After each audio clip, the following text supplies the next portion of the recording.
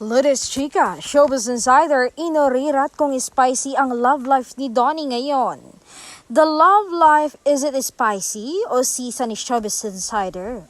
Agad na reaksyon ni Donnie. Pero dagdag niya, peace and quiet, that is spicy for me. Kaya't ginawa namin ito na maghiwalay muna as a love team para sa ikakatahimik ng aming buhay pag-ibig in real life. Kasi ang social media is more dramatic than real life. Parang ginagawa na nila itong teleserye.